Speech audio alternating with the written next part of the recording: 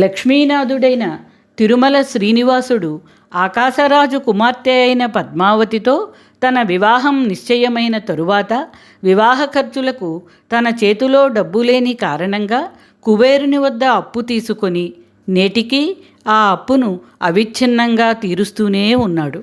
ఈ విషయం మనందరికీ తెలుసు. అయితే కుబేరుడు ఎవరి సిఫారసుతో ఈ అప్పు ఇచ్చాడు? ఈ అప్పు ఇవ్వడానికి కుబేరుడు విధించిన షరతులేమిటి? అసలు తీసుకున్న అప్పు మొత్తం ఎంత? ఈ అప్పుకు సంబంధించిన ఒడంబడికలు, రాత కోతలు ఏ రోజున ఎక్కడ జరిగాయి? ఈ అప్పు పత్రానికి సాక్షులెవరు? వగైరా విషయాలన్నిటి గురించి ఇప్పుడు మనం వివరంగా తెలుసుకుందాం. ఆకాశరాజు కుమార్తె పద్మావతితో శ్రీవారికి పెళ్లి నిశ్చయమైంది. శ్రీవారి చేతిలో చిల్లిగవ్వలేదు. పెళ్ళి ఆడంబరంగా జరగాలి. శివుని సిఫారసుతో కుబేరుడు శ్రీనివాసునికి అప్పుగా పైకం చెల్లించడానికి అంగీకరించాడు.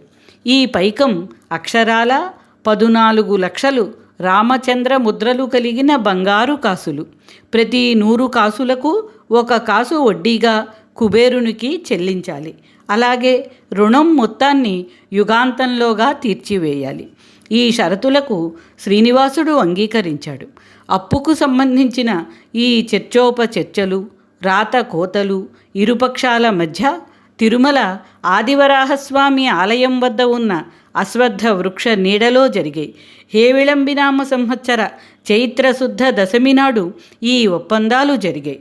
రుణానికి సంబంధించిన ఈ షరతులన్నీ అంగీకరిస్తూ శ్రీవారు కుబేరునకు రాసి ఇచ్చిన రుణ స్వీకార పత్రం, అంటే మన భాషలో ప్రామిసరీ నోటు, రాగి ఫలకంపై చెక్కబడి శ్రీ ఆదివరాహస్వామి వారి ఆలయ కుడ్యంపై వెళ్లాడుతూ దర్శనమిచ్చేది. ఇటీవల కాలంలో ఈ రుణ స్వీకార పత్రాన్ని తిరుమల కొండపై ఉన్న శ్రీ వెంకటేశ్వర మ్యూజియంలోకి తరలించినట్లుగా తెలుస్తోంది. కుబేరుడి షరతులు ఇంతటితో ఆగలేదు. సాక్షి సంతకం కావాలని అడిగాడు. బ్రహ్మగారు రుణ స్వీకార పత్రంపై సాక్షి సంతకం చేశారు. తండ్రికి అప్పు ఇచ్చినప్పుడు కొడుకు సాక్షి సంతకం చెల్లనేరదు అంటూ కుబేరుడు పెదవి విరిచాడు. అప్పుడు శివుడు సాక్షి సంతకం చేశాడు. ఇద్దరి సాక్ష్యం సరిపోదు, ముచ్చటగా 3వ సాక్షి కూడా కావాలంటూ కుబేరుడు పట్టుబట్టాడు. సత్యనిష్టకు మారుపేరైన అశ్వత్థ వృక్షం సాక్ష్యాన్ని 3వదిగా కుబేరుడు అంగీకరించాడు.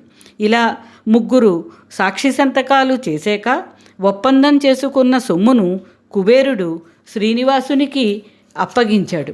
శ్రీవారు కుబేరుడు విధించిన అన్ని షరతులకు తల ఒగ్గి ఇలా తన కళ్యాణానికి కుబేరుని వద్ద అప్పు తీసుకున్నారు.